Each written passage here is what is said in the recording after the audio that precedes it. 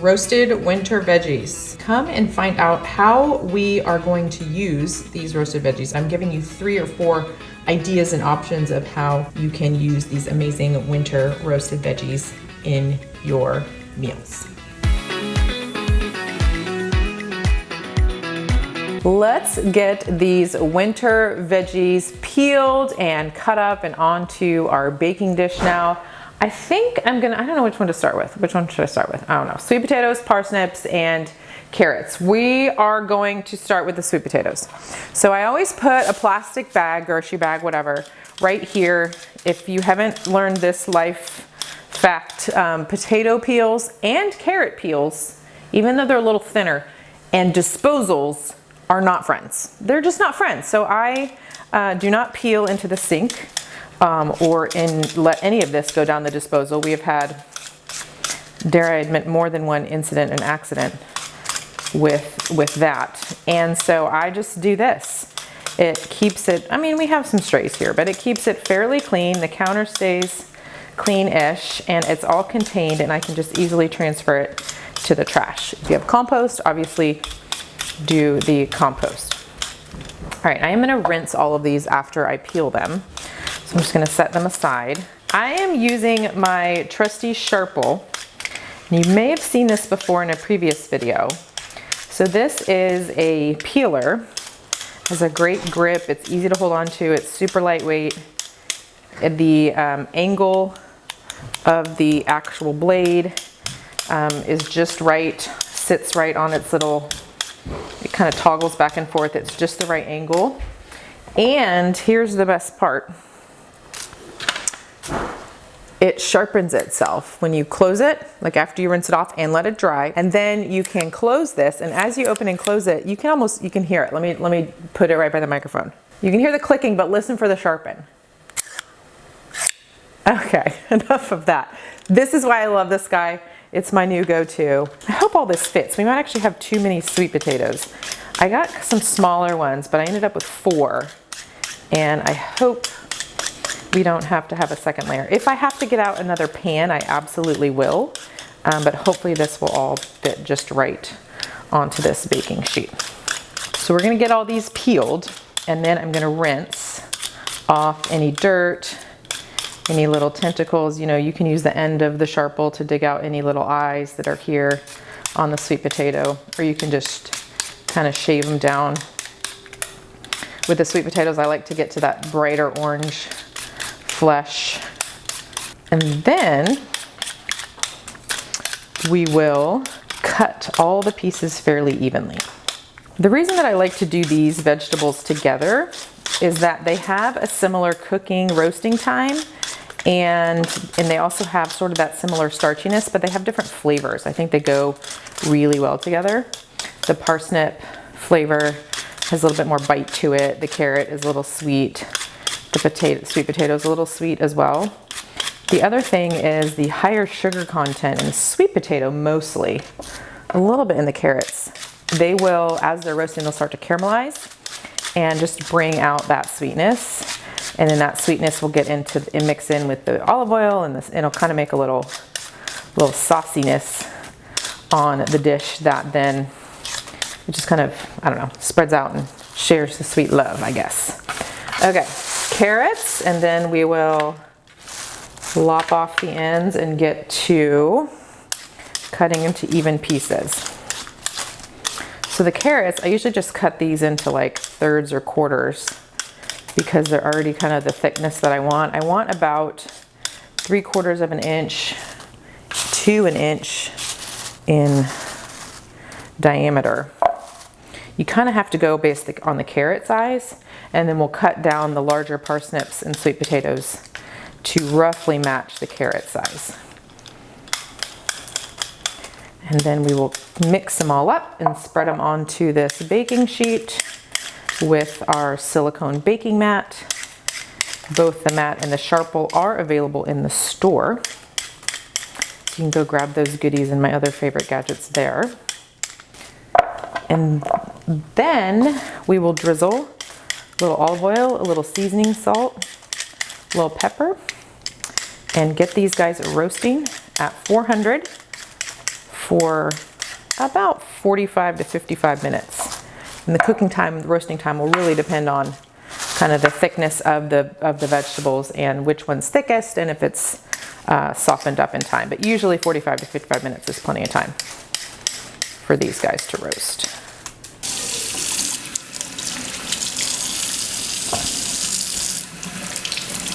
I'm actually going to set them along the side here just because I need some space for chopping. And my counters are already clean. These don't really need to be rinsed. I don't think those do. Well, actually, let me just, for good measure. Always be careful if you're working with like rinsed vegetables like this, your hand can get wet. Just make sure that you dry your hand very well. Because your knife can slip and that would not end well. Okay, I'm gonna start with the parsnips and the carrots and line up the tips and line up the tips and the tops. Is that how that goes? So again, back to kind of the carrot size, I'm just gonna cut into thirds and fourths. So that way we have fairly even size, and then I'll go for about this big for the parsnips and the sweet potatoes. So for this, the parsnip is a really thick, hard to cut through vegetable. So I'm going to start with the thinner end and then grab around and then push down on the fatter end, and then I'll flip them flat and do the same thing. And that way we're now a little bit more carrot size. These guys are a little thicker, so I will probably cut them down as well. That one's not quite as thick, but we'll just do that. And then we're just gonna toss. I'm gonna have to get a second sheet out, I think. This guy, I'm just gonna cut off the end first because it's thinner.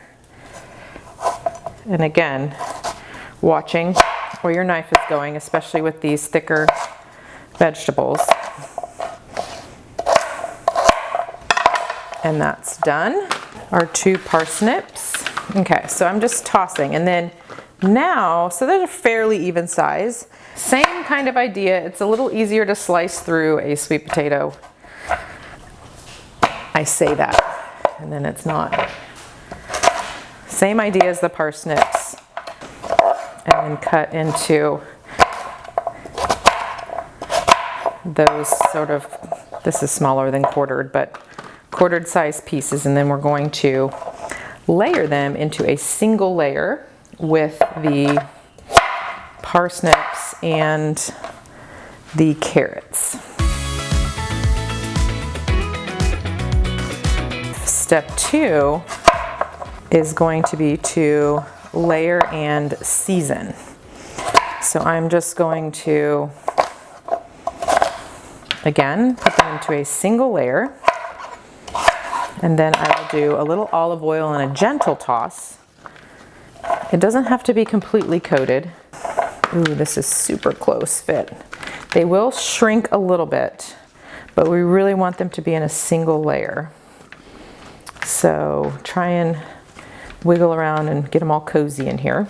So I've got a little bit of olive oil, and I'm just going to very slowly drizzle it and coat as best as I can. I don't want too much. I don't want like too much olive flavor in this. Just a couple, probably about 2 tablespoons.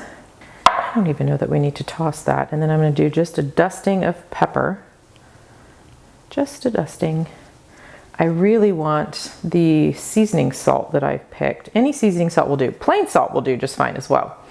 But if you're gonna add these to anything, you know, if you were gonna add these into like a roasted vegetable taco, which I think would actually be really fabulous. Maybe with some green chilies you could add later, a little sour cream. I would do like a cumin, bring out a little smokiness. I'm just gonna do a curry ginger salt. I just happen to have this seasoning salt. And I am just going to, I think the curry and the ginger and the sweet potatoes are going to play really nicely together. So that's what I'm doing. But any seasoning salt will work. Just be mindful that The end result is going to be a little on the sweeter side because of the carrots and the sweet potatoes.